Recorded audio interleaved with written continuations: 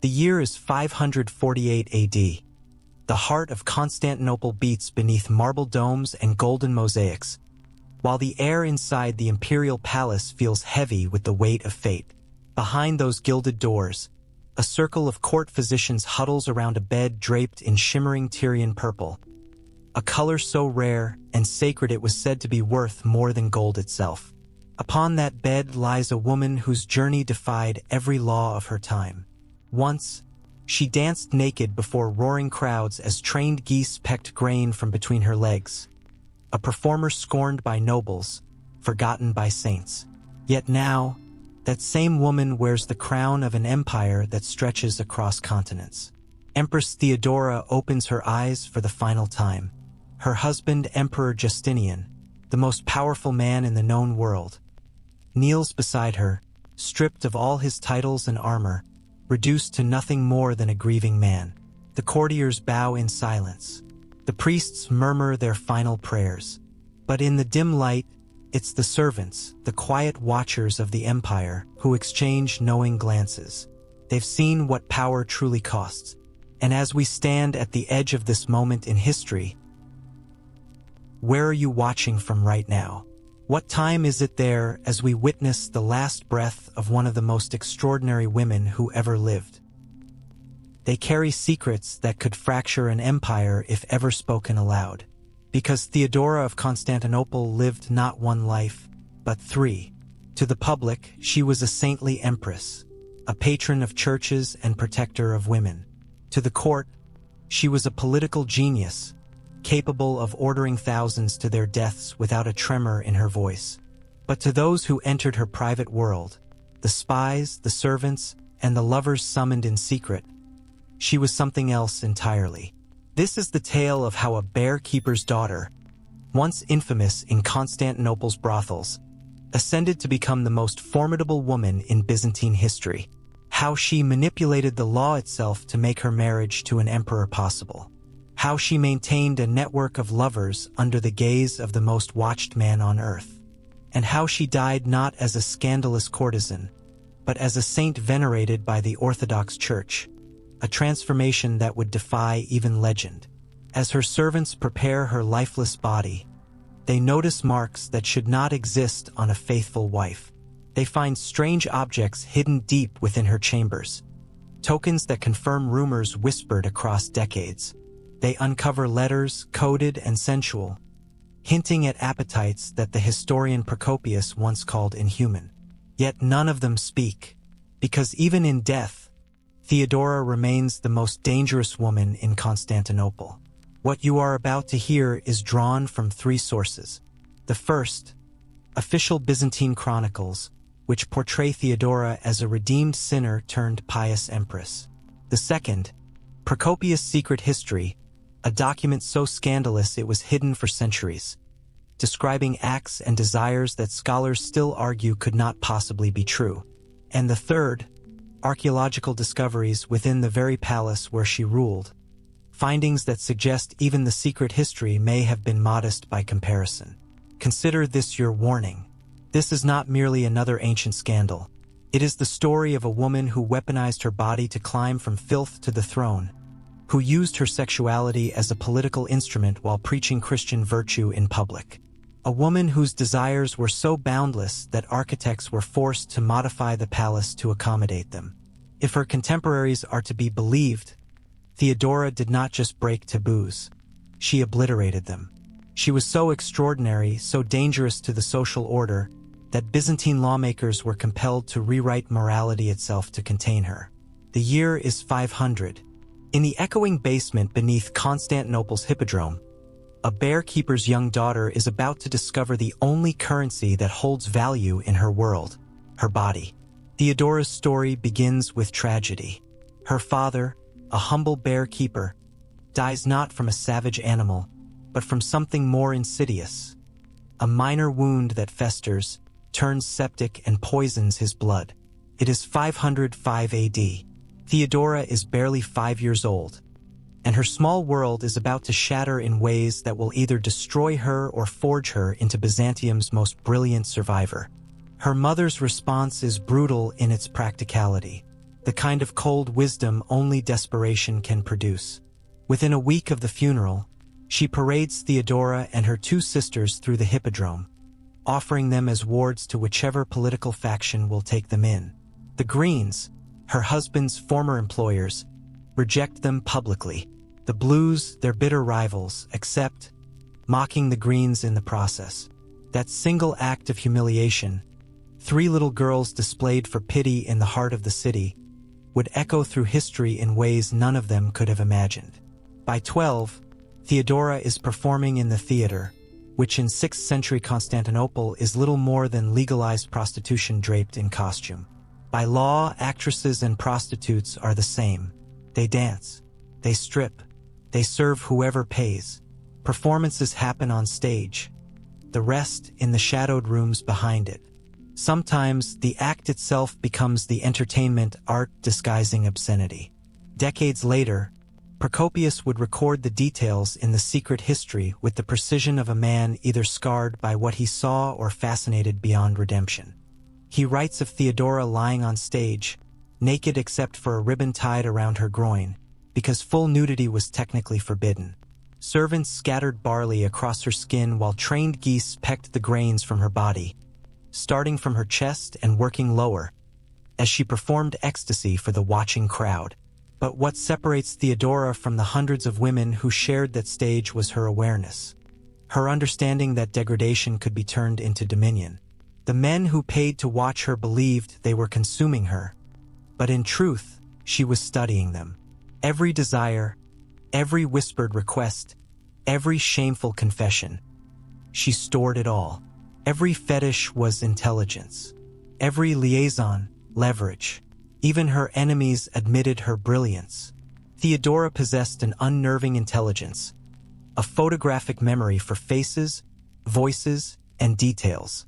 She could quote Homer and Aristotle, debate bishops on theology, and make any man believe he was the only one in her world. She spoke several languages fluently and read people like scripture. The stories about her endurance border on myth. One chronicler claimed she entertained 30 men in one night, then mockingly complained she had only 3 orifices to work with. Others spoke of competitions she hosted, challenging soldiers to test who would collapse first, her or them. Exaggerations, perhaps, but even partial truth paints a picture of a woman whose body and will defied ordinary limits. By 16, she had left the public theaters behind, rising to the private salons of Constantinople's elite. These gatherings, half political summit, half orgy, were where the empire's real power moved. Trade, alliances, bribes, all sealed between silk sheets. And Theodora was not just a participant. She was an observer, recording every secret for later use. Her ascent from courtesan to consort came through strategy, not luck. She learned to distinguish between men with real power and men with borrowed influence. She befriended their wives, embedding herself within entire households as both mistress and confidant. She learned which generals could be blackmailed, which bishops had their own vices, and which senators could be bought.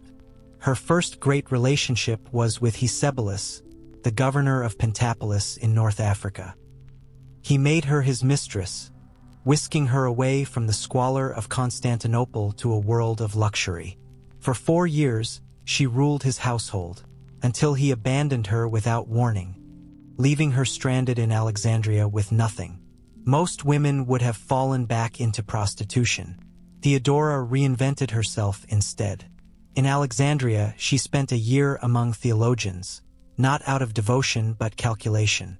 She sensed that Christianity was replacing Rome's old gods as the empire's true power structure. She mastered Monophysite doctrine, the theology that would later define her political identity, and befriended bishops who would one day owe her allegiance. By the time she returned to Constantinople, Theodora was no longer just a courtesan. She was a reborn woman, cloaked in repentance, fluent in theology, and armed with more influence than most men could ever dream of. Somewhere along that road, perhaps in Antioch, perhaps in Alexandria, she met Justinian for the first time, and the empire would never be the same again. Theodora returns, Not the same broken girl who once fled in shame, but a woman transformed by distance, experience, and knowledge of power. Gone are the days of theater lights and drunken applause. Now, she maintains herself through a suspicious blend of wool spinning and carefully chosen companionship with influential men. Everyone knows what wool spinning truly means, but it gives her the appearance of modest respectability, the camouflage she needs for the next stage of her ascent. Something within her had shifted during her exile. The woman who walks the streets of Constantinople now carries the calm focus of someone who's glimpsed the empire's machinery from the inside. She understands that sex was merely the lowest denomination in the grand economy of power. Influence, secrets, and favors are worth far more. And with that revelation came an audacious plan, one that would have been considered pure madness if spoken aloud. Theodora was going to marry into the imperial family. The year is 522. Justinian, the 40-year-old heir apparent, a man known for his discipline, scholarship, and obsession with law and theology, attends a private gathering he has no business being at. There, he encounters her, Theodora, officially a humble wool spinner, unofficially the most dangerous woman in Constantinople. That night, the fate of the empire quietly changes course. Some call it love at first sight. Others believe it was the most strategic seduction in recorded history, because the truth is it wasn't chance. Theodora had orchestrated this moment for months. She knew his habits, his favorite texts, his nightly routines, even his hunger for purity and meaning. She knew he was untouched by scandal, brilliant but naive, the perfect mark for a woman who could play both sinner and saint. Procopius, the empire's most venomous historian, claims she used pharmakia, a word that might mean potions, spells, or perhaps the psychological sorcery of a courtesan who understood how to command obsession. Theodora could debate scripture like a monk, charm like a goddess, and wound like a lover, all within a single conversation. Within weeks, Justinian was visiting her constantly. Within months, he spoke of marriage. And in doing so, he nearly tore the empire apart. Roman law forbade senators from marrying actresses, not former actresses, but anyone ever branded by that profession. The stain was permanent, written into law as if carved into stone. For a prince of the empire to wed such a woman wasn't merely scandalous. It was illegal. Empress Euphemia, wife of Emperor Justin and Justinian's adoptive mother, was outraged. She knew precisely who Theodora was, the woman of infamous performances, the subject of whispered jokes in brothels and senate halls alike. To Euphemia, this was blasphemy wearing perfume. As long as she drew breath, that woman would never wear imperial purple. And so Theodora waited. She played the long game, the only game she ever truly mastered. She stayed by Justinian's side but made no demands. Instead, she became the symbol of quiet suffering, the redeemed sinner, the misunderstood woman condemned by cruel laws. She gave publicly to the church, prayed where the right people could see her, and befriended the noblewomen who themselves carried shadows of scandal. When Euphemia died in 524, fate, or perhaps Theodora, seized its opportunity. Within a year, Justinian persuaded his uncle to rewrite the law. A new clause appeared in the imperial code allowing reformed actresses to marry men of senatorial rank. Everyone knew who it was written for. One law, one name behind it: Theodora. Their wedding in 525 became a spectacle that silenced gossipers. Draped in purple silk worth more than provinces, Theodora entered Hagia Sophia as a penitent sinner and emerged as the future Empress of Rome. Foreign envoys believed she came from nobility. Those who knew the truth wisely stayed quiet. After all, Theodora held secrets that could ruin half the court. When Emperor Justin died in 527, Justinian rose to power, and beside him stood Theodora, not as consort but as co-ruler. She was crowned Augusta, granted authority equal to the emperor himself. She received ambassadors, signed decrees, and ruled with her own seal. No woman before her had wielded such official dominion over Rome's destiny.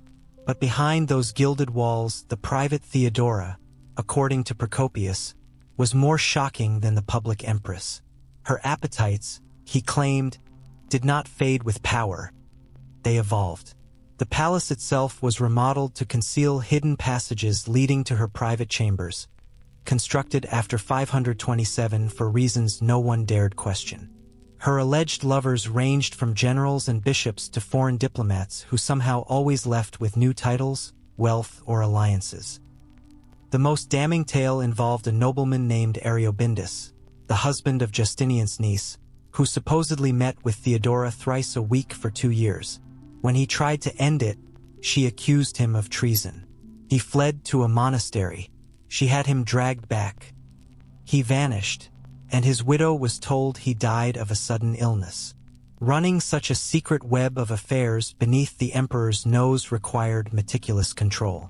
The servants were loyal through fear or love. The guards answered to her. Even the architecture of her wing reflected indulgence and secrecy, with heated pools, mirrored chambers, and devices imported from India that catered to pleasures beyond Roman imagination. Archaeological findings suggest these weren't myths. Yet publicly, Theodora was a saint. She attended daily mass, sponsored convents, passed laws protecting women from forced prostitution, and funded safe houses for reformed courtesans. To her critics, it was hypocrisy. To her, perhaps, it was balance. She saw no contradiction in wielding sin and sanctity as tools of the same empire. Power was power, whether won in a brothel or a basilica. January 13th, 532. Constantinople burns in chaos. The Nika riots tear through the capital. Half the city lies in ashes. The Senate conspires. The emperor prepares to flee with jewels and gold. But then Theodora enters. The histories disagree on what followed. Some say she delivered a speech that saved the empire, the famous words, "Royalty is a fine burial shroud." Others whisper she orchestrated the riots themselves, a purge disguised as rebellion, ending with tens of thousands slaughtered in the hippodrome. Either way, one truth remains. Theodora didn't just survive history. She bent it to her will. The speech itself, recorded by several chroniclers, exposes a mind that grasped the nature of power with a terrifying level of precision. "Purple makes a fine burial shroud," she allegedly declared. "I will never live to see the day I am not called Empress. If you wish to flee, Caesar, the gold is yours, the ships are prepared, and the sea lies open. But think carefully. When you've escaped to safety, will you not find death preferable to such salvation? I will remain.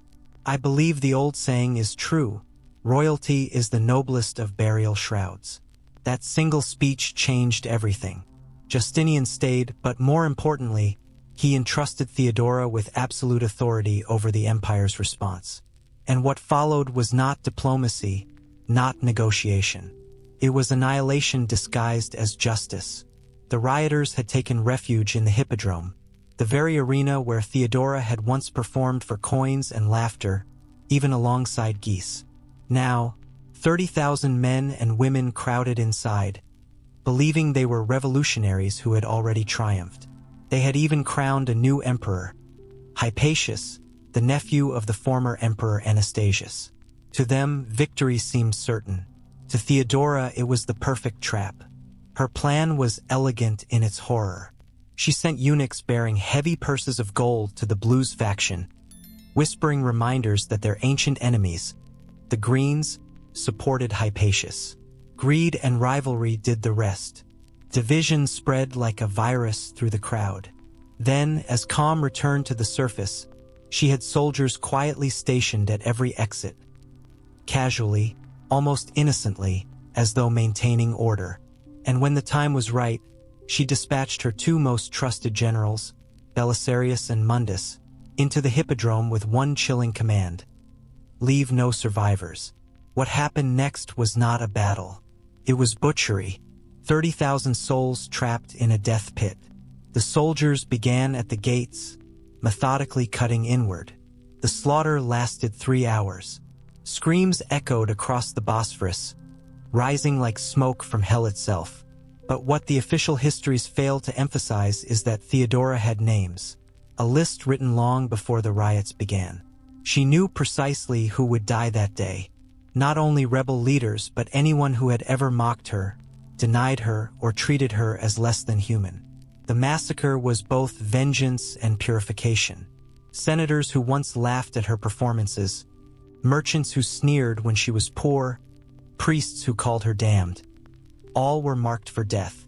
The senator Anatolius, who once paid to watch her perform obscene acts with geese, had mocked her publicly after she married Justinian. His entire family perished that day. The merchant Kalinos, who refused to sell her silk in her theater days, claiming she'd soil it, was found crushed against the arena walls, trying to escape. The priest John, who once thundered from his pulpit that her marriage was an abomination, was later discovered beneath the heaps of corpses. The riot became her stage for a vengeance so vast it disguised itself as order. And yet, what followed proved Theodora's brilliance exceeded her brutality. She didn't merely destroy her enemies, she absorbed their power. The estates and fortunes of the executed were seized, redistributed, and repurposed. Their wealth funded rebuilding projects that reshaped the empire, including the magnificent new Hagia Sophia. Positions left vacant by the massacre were filled with her allies. The women she had once saved from brothels were granted new businesses and status. Theodora transformed mass murder into a policy of reconstruction, a horrific act reframed as rebirth. The next day, she reportedly returned to the hippodrome herself. Witnesses claim she walked among the unburied bodies, calmly identifying men who had once purchased her in her youth, describing what they'd paid, what they demanded, and how they treated her. Over one corpse, she allegedly murmured, "This one liked to be strangled as he finished. Now he knows how it feels." From that moment onward, Constantinople understood Theodora would rather drown the empire in blood than surrender power. And more chilling still, she seemed to revel in it. The woman who had once been bought and humiliated now ruled life and death without hesitation. Her transformation was absolute, terrifying in its perfection. But her vengeance didn't end with corpses. She rewrote laws to turn morality itself into a weapon. Her bans on forced prostitution gave her control over who could practice the trade. Her creation of safe houses for reformed actresses allowed her to monitor every potential rival. Her harsher punishments for procurers meant she could erase anyone who knew her past, legally and without suspicion. Even the reconstruction of Constantinople after the riots reflected her will more than Justinian's. The new city was engineered for control. Broad boulevards for easy troop movement, public spaces with multiple exits to prevent uprisings, and above all, a redesigned palace, a labyrinth of secrecy, with entire sections devoted to the Empress's private life. Builders later confessed to constructing rooms without windows but with hidden entrances. Pools heated by complex mechanisms that demanded constant maintenance from servants. Servants who were then exiled to far provinces, ensuring their silence. One architect, writing years later from Alexandria, claimed he was ordered to design a chamber with restraints built discreetly into the walls, disguised beneath marble and gold leaf. Historians still debate whether Justinian knew. Could he have been blind to what was happening under his own roof? Did he condone it, or simply choose ignorance to preserve his divine image? The emperor who spent nights composing theological treatises while his wife allegedly conducted orgies in adjoining rooms remains a puzzle that defies full understanding. Some clues suggest he knew and didn't care. He never remarried after her death, despite the desperate need for an heir. He sealed her private chambers and forbade entry. He burned documents that might have compromised her legacy. And long after she was gone, he continued promoting her allies, a gesture that could mean devotion or perhaps fear. The Nika riots transformed Theodora from Empress into untouchable sovereign. The Senate knew she had orchestrated their colleagues' deaths. The merchants knew their fortunes depended on her mercy. The church learned that even divine judgment bowed before her will. Constantinople came to understand the terrifying truth that the woman who once begged for coins would now take lives without hesitation. Her real power, however, didn't flow through titles or decrees. While Justinian governed through laws and bureaucracy, Theodora ruled through shadows, a hidden network that extended from palace bedrooms to monastery cells, from barbarian courts to Persian palaces. Her spies began with the invisible, the overlooked women, servants who swept senatorial chambers and overheard secrets, courtesans who entertained governors and remembered every whispered confession, former actresses she had rescued and placed within noble households, all loyal, all hers. Their devotion was personal, not patriotic. The eunuchs formed the next layer, neither men nor women, trusted by both and ignored by all. She cultivated them like a second army. Narses, her chief eunuch, commanded legions. Scholasticus managed the palace treasury. Each eunuch oversaw dozens of informants, creating a network so intricate that even discovery couldn't unravel it completely. The information gathered was personal, devastatingly so. Senator Strategios, known for his appetite for young girls, was supplied with carefully chosen companions who reported every word he whispered in bed.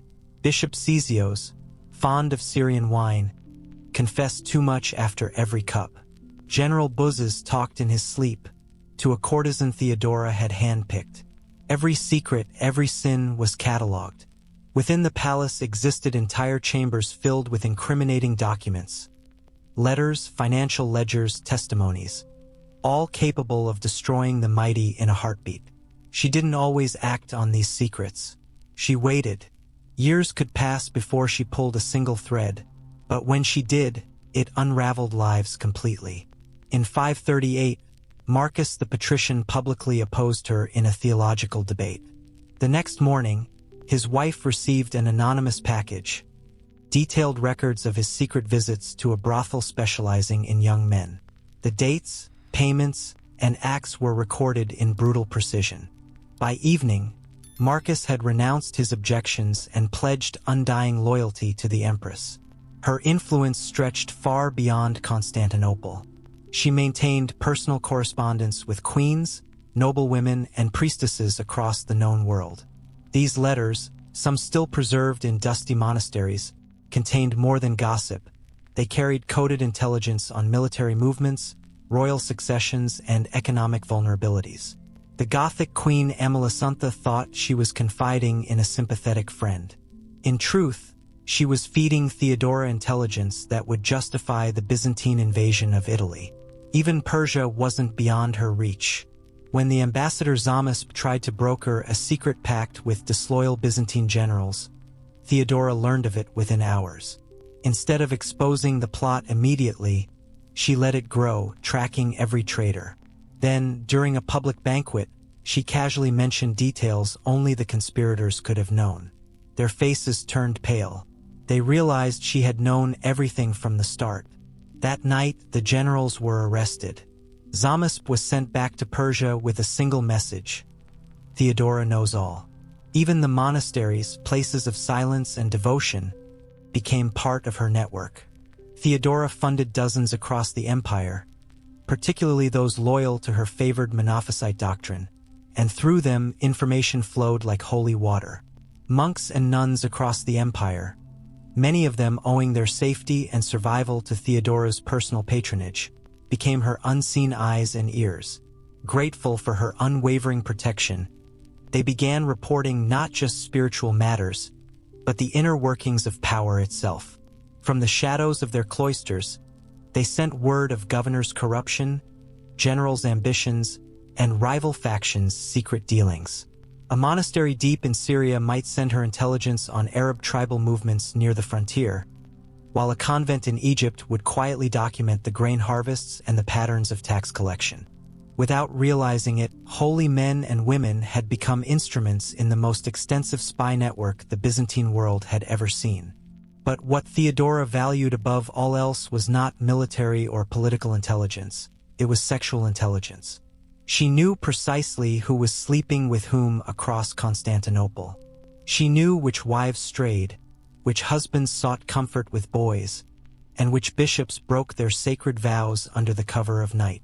This wasn't driven by moral outrage, it was pure strategy. For Theodora, desire was leverage, and secrets were weapons sharper than any sword. A senator could not risk defying her if she could shatter his marriage with a single whisper. A general would never dream of rebellion if she held proof of his private preferences.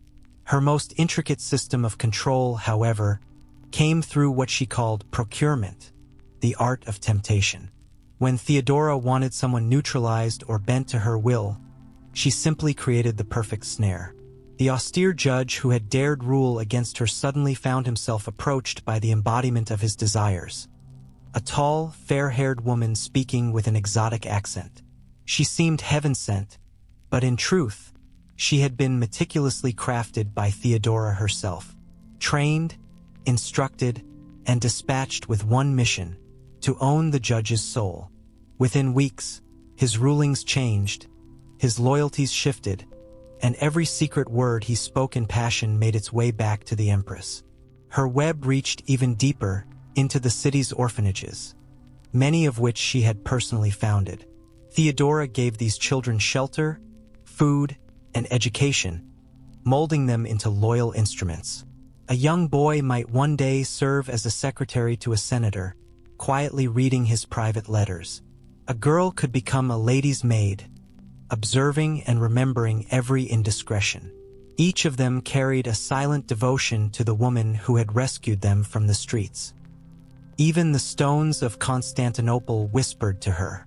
During the city's grand reconstruction after the Nika riots, Theodora's architects embedded listening posts into new buildings. Hollow columns carried sound from one floor to another. Ornamental grills, seemingly decorative, allowed observation from hidden chambers. The very floors were built with subtle gaps so that voices could drift down unnoticed. The city itself had become an instrument of surveillance, with Theodora at its beating heart. Foreign kings soon learned that nothing escaped her notice. The Vandal king Gelimer was stunned when Theodora revealed intimate details about his marriage, proof that she had been corresponding with his queen for years. The Frankish ruler Theodbert discovered, to his horror, that she knew of his invasion plans before his own generals had even been informed. And the Gothic king Totila received letters from Theodora containing names and secrets that could only have come from his closest circle of advisors. Her financial operations were equally sophisticated. Hidden accounts scattered throughout the empire drew wealth from confiscated estates, shares in merchant ventures, and tributes quietly paid by rulers who feared her wrath more than her husband's armies. That fortune fueled everything: her intelligence empire, her architectural innovations, and, according to whispered rumor, her private indulgences. Among her most trusted aides was the former actress Chrysamale, now married to a senator. She managed Theodora's most sensitive affairs, placing women where they could do the most good or the most damage, and discreetly erasing those who became liabilities. Her home near the palace earned a grim reputation as a place where people entered seeking favor, but few were ever seen leaving. Even medicine served Theodora's power. Her personal physicians didn't merely heal, they reported. They informed her who was dying, which generals were going blind, which senators suffered ailments that dulled their judgment.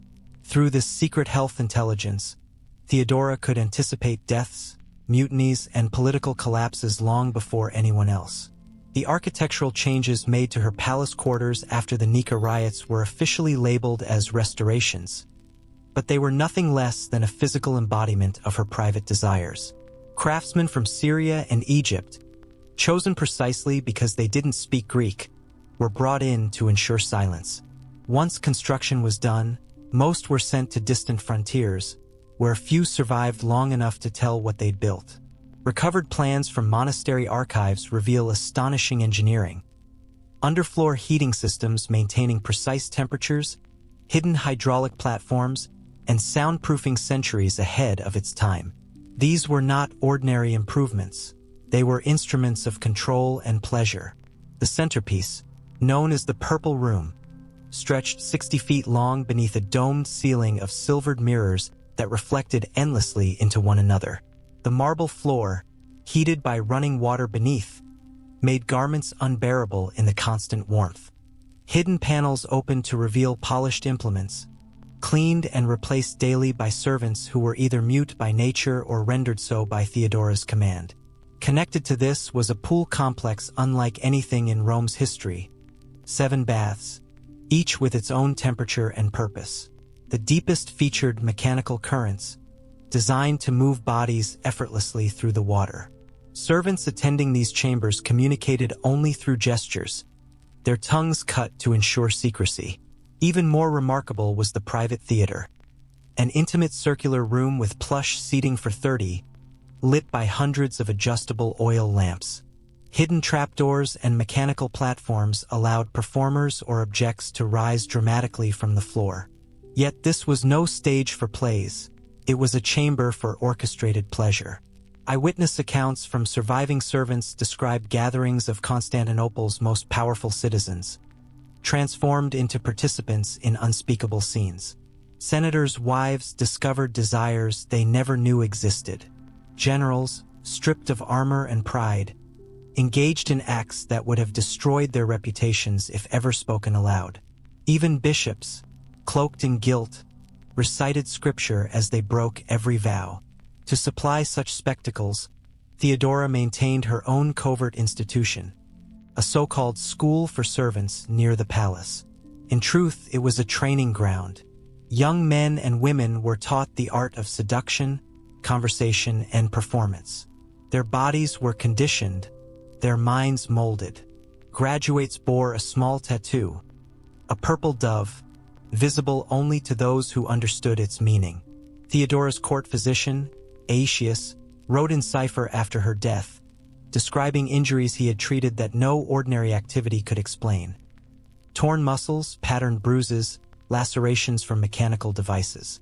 He dared not question. Silence was survival. Theodora's supply network spanned continents. From Alexandria came rare tonics that heightened endurance. From India arrived devices carved from ivory and jade, shaped for purposes Roman engineers could scarcely imagine. From Persia came oils that tingled and numbed in equal measure. These expenses were buried deep within palace maintenance budgets, hidden even from imperial auditors. And then there were the infamous dinner parties. Invitations were coveted, and survival afterward was never guaranteed. At first, they seemed like any other imperial feast. Sumptuous food, endless wine, polite conversation. But as the night deepened and the wine, infused with herbs that lowered inhibition, took hold, civility dissolved. Garments slipped away, laughter turned to gasps. Performances began, rituals of controlled ecstasy choreographed with the precision of a military campaign.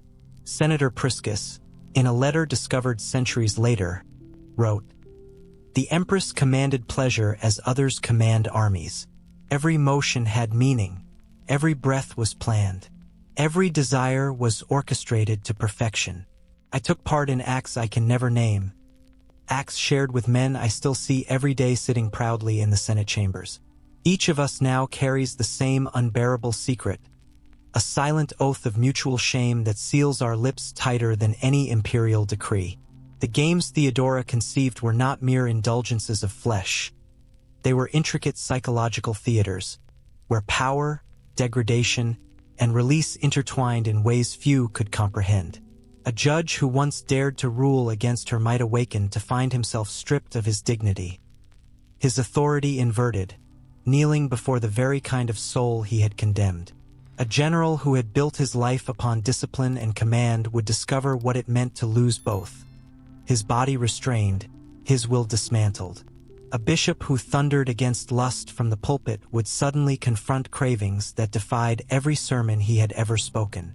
Theodora's genius lay not just in pleasure, but in domination of the mind. She knew that while the thrill of the body fades, the transformation of the psyche endures. She was not collecting lovers. She was rewriting identities. She wanted the most powerful men in Constantinople to question everything they believed about hierarchy, purity, and control. After a senator had surrendered himself to a woman he once called a whore, how could he still believe in divine order? After a general had begged mercy from a youth barely 20, how could he ever command an army with the same certainty again? And yet, each morning at dawn, Theodora would stand in the glittering light of Hagia Sophia, the picture of saintly virtue. Draped in imperial purple from neck to heel, her head bowed beneath a jeweled veil, she held sacred books worth more than entire provinces. To the crowd, she was the Empress of faith, protector of monks, restorer of churches, champion of the Monophysite cause. But behind palace walls, whispers took shape, murmurs that her so-called piety concealed acts that made the wildest pagan rituals appear tame. This was not hypocrisy. It was strategy. Theodora had discovered that control over the church meant control over morality itself.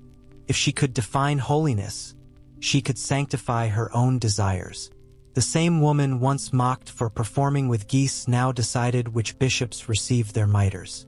Her devotion to Monophysite Christianity wasn't divine revelation, it was political calculation. The persecuted and the desperate always make the most loyal allies. In exchange for her protection, they offered worship disguised as gratitude. From the monastery of Saint Simeon in Syria came letters so reverent they bordered on idolatry. Its abbot, a man who had fled persecution, called her the new Mary, the chosen vessel of God. But devotion was only part of the arrangement. Young novices, pure, pliant, and beautiful, were sent to Constantinople for theological study. None ever returned. At the convent of St. Catherine in Alexandria, the Abbess Maria, herself a former courtesan, understood Theodora perfectly. When the Empress requested vessels of purity for divine service, Maria knew what that meant. Girls who had fled poverty would soon learn that service to God sometimes took fleshly forms. Bishop Anthemus of Constantinople owed his lofty post entirely to her favor. His theology was questionable, his morals even more so, but his loyalty was unwavering. Whenever senators whispered about the palace's corruption, Anthemus thundered against slander. Whenever gossip spread about the Empress's secret indulgences, he declared gossip itself a mortal sin. His sermons became her shield, the church her stage. Theodora's theological debates were performances of a different nature. She summoned learned bishops and philosophers to argue the nature of Christ, the mysteries of Scripture, and the path to salvation. Her mastery of doctrine dazzled them all. But when the debates ended, she would withdraw to private chambers where rituals unfolded that no scripture could ever justify. Even the sacred pilgrimage routes bent to her will. Inns and hospices built under her patronage became networks of influence and intelligence. Pilgrims thought they were receiving charity. In truth, they were being observed, catalogued, sometimes selected. Those who caught Theodora's eye by beauty, skill, or rumor were quietly diverted to the capital for audience with the Empress. Her obsession with holy relics concealed even darker imports.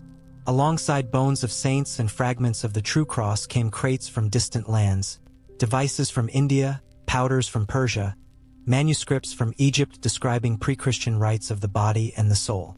Even her charitable foundations served dual purposes.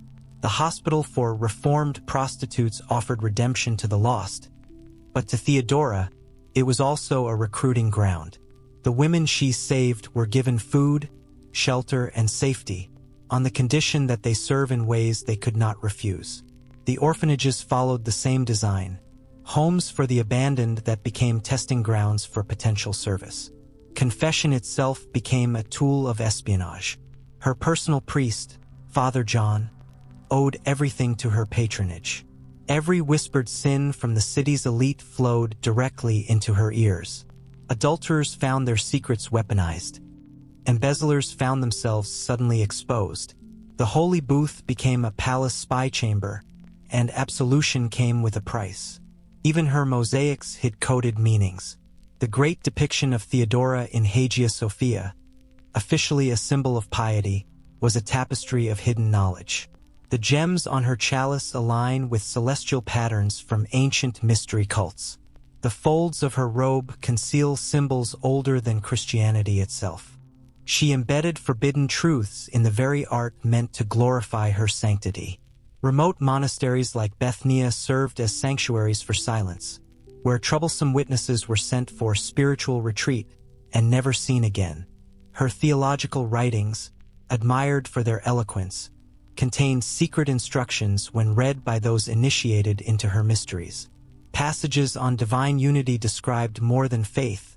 They outlined rituals of physical union. Even the church calendar bowed to her will. She crafted feast days and fasts to serve her hidden purposes. Vigils held in darkness for secret gatherings. Fasts designed to heighten the senses. Festivals that summoned the right kind of followers to the capital at just the right time. And for those who became too dangerous to control, those who threatened exposure, Theodora ensured silence the Byzantine way. Her elimination methods were masterpieces of invisible cruelty. And Themis of Tralles, the genius behind Hagia Sophia's dome, also designed her hidden chambers. Rooms that suffocated slowly, pools whose waters betrayed even the strongest swimmer, trap floors leading to underground rivers, pleasure rooms that could become tombs in a heartbeat. Senator Photius learned this too late. Thinking himself clever, he tried to blackmail the Empress with evidence of her secret world. He requested a private audience to negotiate terms. What he didn't realize was that he had already entered one of her architect's special rooms, and that Theodora never negotiated with men who believed they had power over her. Theodora agreed at once. The arrangement was made swiftly, and the meeting took place inside one of her lavish reception rooms, heavy with perfume and light, furnished with silken cushions and goblets of fine Syrian wine. Senator Photius arrived confident, smug even, believing he was about to purchase his fortune with treachery. He displayed his evidence with pride, expecting the Empress to tremble. But Theodora only smiled, a calm, unreadable smile that spoke of someone far more amused than afraid. She poured him wine with delicate care, her hand steady, her eyes unwavering. He accepted without hesitation. As he drank, she suggested they continue their discussion in a more private and comfortable chamber. He followed eagerly, already calculating how many estates his silence would buy him. The wine was sweet, fragrant, and lethal. Within it flowed a paralytic derived from rare Indian herbs, slow to take effect but utterly irreversible. As Photius began to speak of terms, he noticed a strange tingling in his fingers, a creeping numbness spreading through his limbs. By the time panic took hold, his legs no longer obeyed him. Theodora, serene as ever, continued speaking of payments and schedules as if nothing unusual were occurring. When his voice failed and only his eyes could move, she finally explained his situation. He would, she said, depart Constantinople on urgent business. His family would receive letters, written in his hand, though, of course, forged by her scribes, describing an indefinite absence. In truth, he would remain within a hidden wing of the palace, paralyzed yet entirely conscious. Mute servants, sworn to silence, would tend to his body while his mind remained trapped inside it. Through narrow windows, he would watch the world continue without him, hear laughter, footsteps, life. For 3 long years he endured this existence, fully aware but unable to speak, until his body finally failed, and his death appeared as natural as sleep. The actress Macedonia, once Theodora's fiercest rival from her theater days, made the fatal mistake of returning to the capital years later, imagining time had erased old enmities. The Empress greeted her with warmth and nostalgia, inviting her to a private supper to reminisce about their past. Macedonia left that dinner transformed, though not in any way she could have foreseen. Theodora's surgeons were artists of flesh. They could perform subtle operations invisible to the eye but devastating to the senses. Over the following weeks, Macedonia discovered she could no longer feel the world as she once had. The pleasures that had defined her, the thrill of touch, the sweetness of taste, the heat of desire had vanished. Her nerves had been severed with surgical precision. For 20 years she lived as a ghost within her own body, sensationless, hollow. For a woman who once lived by pleasure, it was a punishment worse than death. Bishop Constantine had been bolder than most. He denounced Theodora's theology as heresy in what he believed were private letters. The Empress invited him to the palace to clarify his views through debate. He accepted, eager to display his piety before her. The evening was cordial. Refreshments were served, but by morning, his voice was unrecognizable. It had risen into a humiliating, high-pitched squeak. Physicians searched for causes and found none. His sermons became objects of ridicule, his authority crumbled, and he lived out his days mocked by those who once obeyed him. Then there was Sebastius, the merchant who had long supplied the palace with young slaves. Whether through greed or guilt, he began to demand higher payments, threatening exposure. Theodora invited him to renegotiate his terms. He entered the palace and was never seen again. Officially, he had departed for India. His family received generous sums through intermediaries and wisely chose not to question the source. Yet not all punishments left physical marks. Theodora had mastered the art of destroying minds while leaving bodies intact. Senator Eugenius, a vocal opponent of her policies, soon began to see demons clawing at the walls, shadows whispering his name. Physicians were baffled. What he never learned was that his meals had been carefully laced with rare toxins, slow, corrosive poisons that devoured the brain. Within a year, he was entirely mad. His warnings about Theodora were dismissed as the ravings of a lunatic. Her reach extended far beyond the palace. Governors who stumbled upon secrets fell suddenly ill. Generals who questioned her vanished in accidents. Foreign envoys who glimpsed too much disappeared on the road. Each death seemed natural, coincidental, never traceable. She employed physicians who could mimic disease, engineers who could design fatal mishaps, and assassins capable of turning any death into divine will. Her cruelty toward women was especially calculated.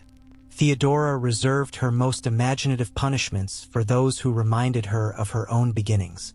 A young actress once dared to imitate Theodora's infamous goose routine. Months later, she was found alive, but surgically altered, incapable of performing again. Her disfigurement served as a warning to anyone tempted to trade on the Empress's past. When a noblewoman named Julia mocked Theodora's origins, making crude jokes about geese and bears at a banquet, the Empress responded with a smile and an invitation to reconcile privately. Julia left the meeting outwardly unchanged, but something inside her was profoundly broken. From that day on, she experienced unbearable agony whenever she touched luxury. Silk burned her skin, gold sickened her, fine foods turned to ash in her mouth. She spent her remaining years in voluntary poverty, tormented by the wealth she once adored. All of these acts were carefully recorded, but in code. Hidden within the palace archives were documents that appeared to be medical logs, property ledgers, or charitable expenditures.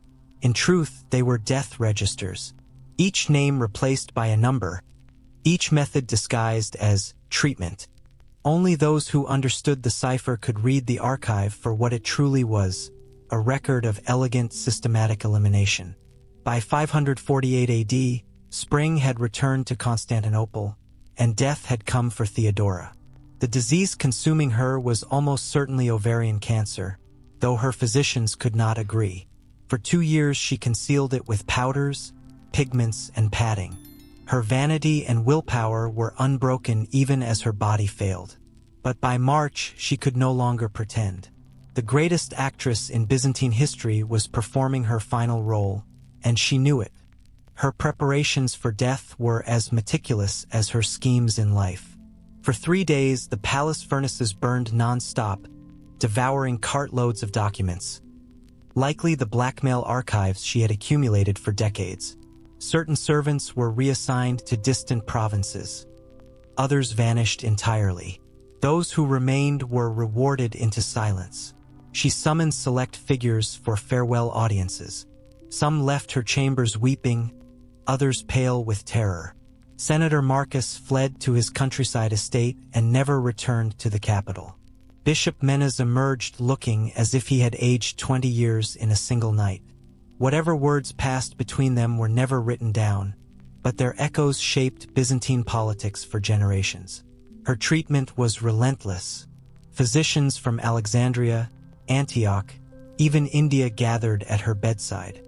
They tried herbs from unknown lands, surgeries beyond their centuries' comprehension, and concoctions closer to sorcery than science. Nothing worked. The cancer devoured her as she had once devoured empires. Even as her body decayed, rumors whispered of strange sounds from her chambers, soft laughter, muffled cries, the rhythm of impossible acts. Some claimed she staged these moments to maintain her legend, to remind all that even dying, she was dangerous. Others believed her passions simply refused to die before she did. Justinian's devotion during her final months revealed either deep love or deep fear. He rarely left her side. He prayed, wept, begged heaven for mercy. He promised God 100 churches if she were spared. When he offered to abdicate the throne itself, Theodora reportedly laughed, saying, "Purple makes a fine shroud for us both." The confession the empire expected never came. Surrounded by priests, she confessed only ordinary sins. Not a word about her darker empire of flesh and silence. She received the final rites flawlessly, performing faith as she had always performed life, perfectly. At dawn on June 28th, the end came exactly as she had designed it. She had ordered her bed positioned to catch the first purple light of morning through her chamber windows. The court assembled in perfect hierarchy. Justinian holding her right hand, allies and enemies alike forced to mourn her together. Her final words, reported differently by witnesses but equally believable, were either "I regret nothing" or "Purple is sufficient." Both, in their way, were true. As the sun rose and purple turned to gold, the transformation was complete. The daughter of a bear keeper, the woman who once danced with geese, died as the most powerful woman in the history of Byzantium. Her funeral eclipsed every ceremony Constantinople had ever witnessed. Justinian spared no expense, yet no measure of gold could match the empire of shadow she left behind. The funeral procession unfurled across Constantinople like a river of purple and gold, stretching for miles beneath the echo of countless bells. For 3 relentless days, every church in the city tolled in solemn rhythm. Her body, preserved with techniques whispered to have come from Egypt itself, was draped in robes so costly they could have funded entire legions. Crowds gathered in numbers no emperor had ever commanded. Some wept as though mourning a saint. Others came simply to verify that the most dangerous woman in Byzantium was truly dead. Yet even her funeral was an act of control. The display was arranged so no one could approach too closely. Her loyal attendants, men and women bound to her by fear or devotion, carried her coffin with the precision of a final performance. The private burial, witnessed only by Justinian and a handful of chosen officials, ended with the tomb sealed by mechanisms designed never to open again. Whatever secrets Theodora carried into the grave were to remain there, undisturbed for eternity. Her influence, however, refused to die. Within days, documents she had prepared in advance began surfacing according to her schedule. Some elevated allies to unimaginable power. Others delivered retribution to those who had celebrated too openly. A senator who toasted her death was found lifeless within the week, poisoned by methods only she had perfected. Even in death, Theodora could still reach out and kill. Justinian's life after her passing revealed the extent of her hold over him. He never took another wife, despite the empire's desperate need for an heir. Her chambers were preserved exactly as she had left them. No one dared to enter. He clung to the laws and policies she'd forged, ignoring every plea to move on. He built churches in her honor so grand they drained the treasury, monuments not only to faith but to obsession. For 17 long years he mourned her, his once indomitable energy fading until his own death finally joined him to hers. The purge of evidence began almost immediately. Servants who knew too much vanished into silence, some through convenient accidents, others through disappearances no one dared to question. Documents that might have revealed the truth were removed from archives. Buildings were quietly demolished and rebuilt, their secrets entombed within fresh stone. The infamous Purple Chamber, rumored to contain mirrors, devices, and things not meant for mortal eyes, was sealed, filled with concrete, and built over completely. Whatever had occurred within those walls was buried, literally and deliberately. And yet, fragments of her truth survived. Hidden manuscripts tucked into monastery walls, artifacts and coded documents uncovered centuries later. Whispers passed through generations of servants who remembered things the empire wanted forgotten. Theodora had entwined herself so deeply into the machinery of Byzantium that erasing her entirely would have meant erasing the empire itself. 5 centuries later, during restorations of the Hagia Sophia, workers discovered a sealed chamber behind the imperial gallery. Inside lay documents believed to have been hidden the night she died. The church examined them briefly, then burned them on the patriarch's orders. But one worker, literate and bold, read before the destruction. His grandson's account, written decades later, described lists of names and acts so vile they could shame demons. Even in the modern era, the ground continues to betray her secrets. Excavations beneath Istanbul reveal Byzantine remains that don't align with official histories. Hidden complexes of rooms with strange pools and mounting fixtures. Secret tunnels linking distant buildings. The site was carefully recorded, then buried again, waiting for a future brave enough to uncover it. Forensic analysis of skeletons from the palace district tells its own grim tale. Female remains show trauma consistent with prolonged restraint. Male bones display distortions suggesting they were held in unnatural positions for extended periods. The earth remembers what the scribes tried to silence. Art preserved what witnesses could not. Byzantine mosaics from Theodora's era shimmer with subtle rebellion. Holy figures whose eyes gleam with ecstasy. Patterns that form forbidden images when viewed at the right angle. Artists, unable to speak freely, encoded her world in sacred stone. Procopius's secret history remains both accusation and mystery. If even half his claims hold truth, Theodora was history's most refined predator, wielding imperial power to fulfill appetites that demanded architectural invention. Yet if it was all false, why did no one refute it?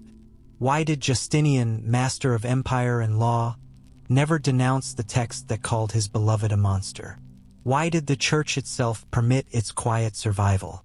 The medical writings of the time whisper answers. Physicians describe treating wounds they dare not specify, importing strange substances for imperial use with no healing purpose. They detail procedures performed on healthy bodies for reasons unstated. The records imply an empire's doctors were forced into silence, attending to horrors that required their skill but not their understanding. Financial accounts from her reign expose a shadow economy. Massive sums spent on structures that left no trace. Merchants paid absurd prices for ordinary goods. Servants on payrolls with duties never recorded.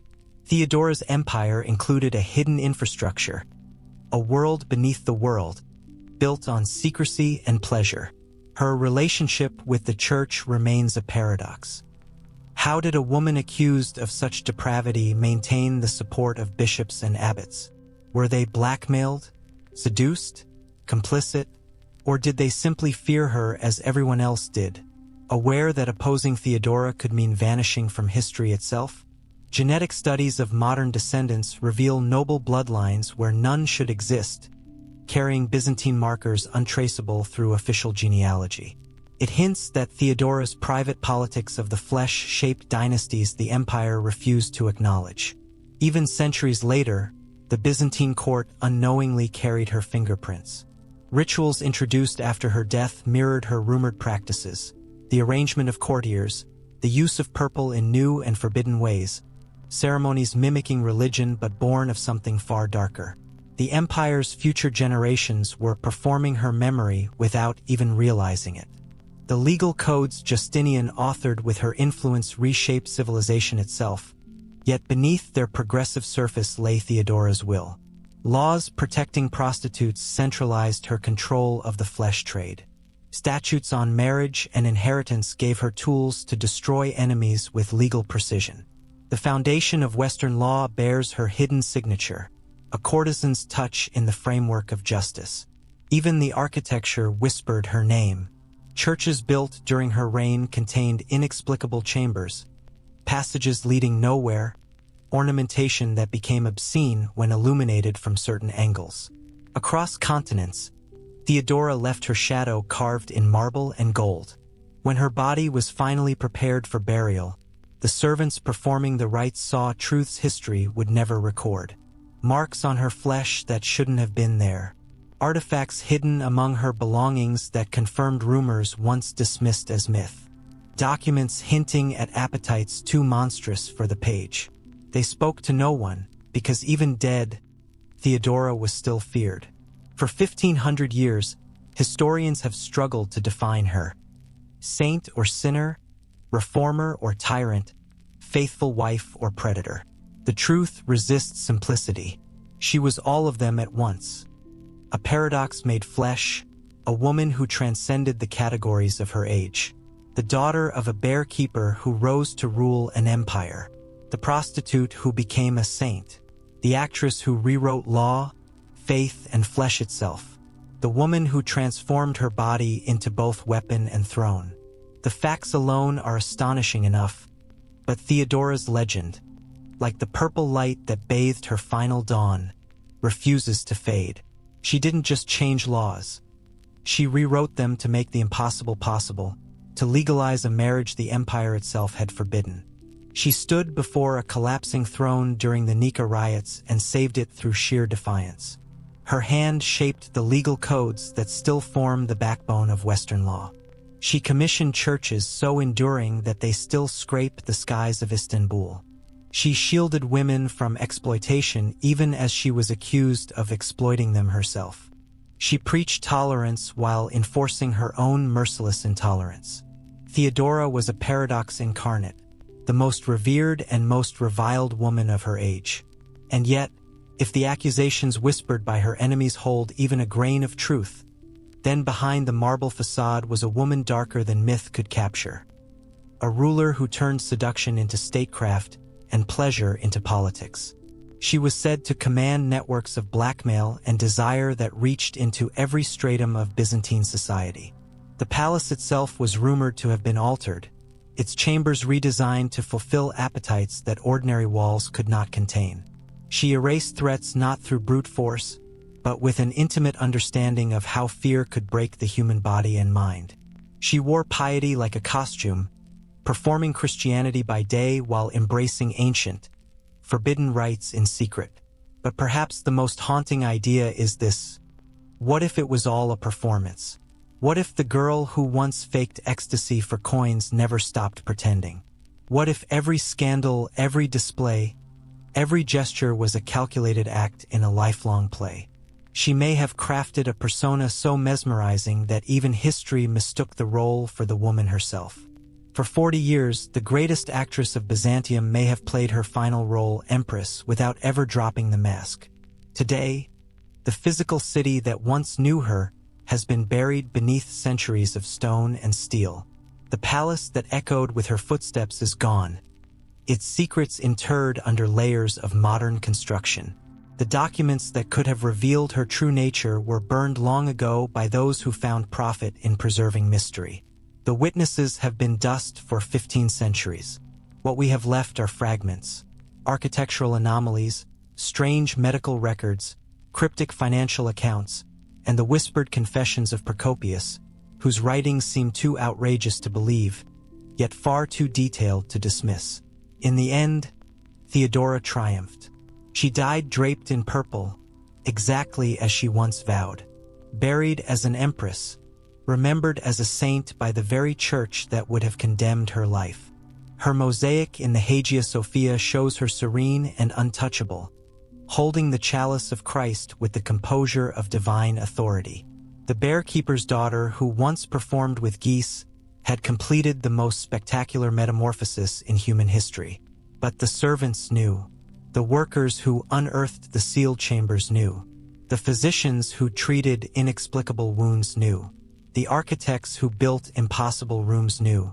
The merchants who supplied unnameable goods knew. The senators who attended her secret gatherings knew. Even the bishops whose careers depended on her patronage, yes, they knew too. And every single one of them kept silent, because Theodora had taught Constantinople the most vital lesson of survival. Silence meant safety. The purple shroud that wrapped her body was worth more than kingdoms. It gleamed with the same color that had once stained her skin when she acted out scenes of suffering for coins. The same hue as the bruises left by her early degradations. The same dye that once marked her hands when she tried to live honestly. Purple had been the color of her humiliation, and she made it the color of her reign. She didn't merely wear it, she embodied it. She became the color itself. Justinian never recovered.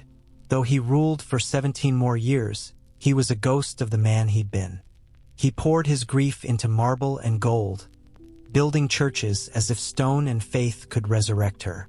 He turned her chambers into a shrine, a sanctum no one could enter. He refused to remarry, though the empire begged for heirs. And when he finally died, his last breath was spent calling her name, reaching out to a presence that had long since faded into legend. No woman after her matched her power. Later empresses were either too virtuous to rule or too corrupt to last. None achieved her impossible balance of piety and depravity, brilliance and madness, sanctity and sin. Theodora was singular, unrepeatable.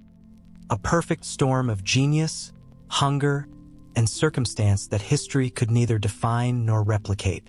To measure her legacy is futile. How many perished for her pleasure? How many owed their lives to her protection? How many bloodlines carry her unacknowledged seed? How many walls conceal her hidden chambers? How many laws still bear her hidden fingerprints? How many saints owe their sainthood to her intervention? The questions multiply endlessly, reflections in the mirrored walls of her purple room. She remains history's most exquisite contradiction. The prostitute who became a saint, the wife who remained a courtesan, the Christian who revived pagan gods, the savior of women who also enslaved them, the builder of holy temples who turned her palace into a labyrinth of temptation, the woman who rose from the filth of the circus to sit on an imperial throne, rewriting what power could mean. Every historian who dares to define Theodora eventually reaches the same revelation as the servants who prepared her body for burial. There was never one Theodora, but many. Like nesting dolls, each layer contained another, a performance within a performance. The actress concealed the courtesan hid the empress, the empress masked the saint, and the saint guarded something far older, darker, and hungrier than faith itself. That final morning, when the light of dawn spilled into her death chamber, the glow that filled the room was not sunlight. It was purple, the color she had conquered, claimed, and transformed into her essence. From that day onward, every emperor who donned purple carried her ghost on his shoulders. Every ceremony that unfolded in imperial splendor was a reenactment of her legacy. Every bolt of purple silk that shimmered in Byzantine markets whispered her name. Theodora died exactly as she had lived, commanding the stage, calculating every move, and leaving the world in awe without ever offering an apology. The bearkeeper's daughter who once learned her body was her only currency, used it to buy herself an empire. The actress who once performed false passion for survival gave an emperor something real, devotion. And the courtesan who once entertained 30 men in a night became a saint venerated by millions. History may remember her as Justinian's wife, but make no mistake, Theodora was never anyone's possession. She belonged to no man, no crown, no church. She belonged only to herself. She bent the course of history to her will until the color purple, once the mark of empire, came to mean her. Theodora didn't just play the game of power. She rewrote its rules. She turned scandal into sovereignty, shame into strength, and earned a prize that outlasted thrones: immortality. So what do you think? Was Theodora a visionary ahead of her time, or a ruthless player who simply refused to lose? Share your thoughts below. Your voice is part of the story too. And don't forget to like, share, and subscribe to Vassal Truths, where every day we breathe life back into the figures history tried to silence and uncover the power hidden behind the crown, the myth, and the mask.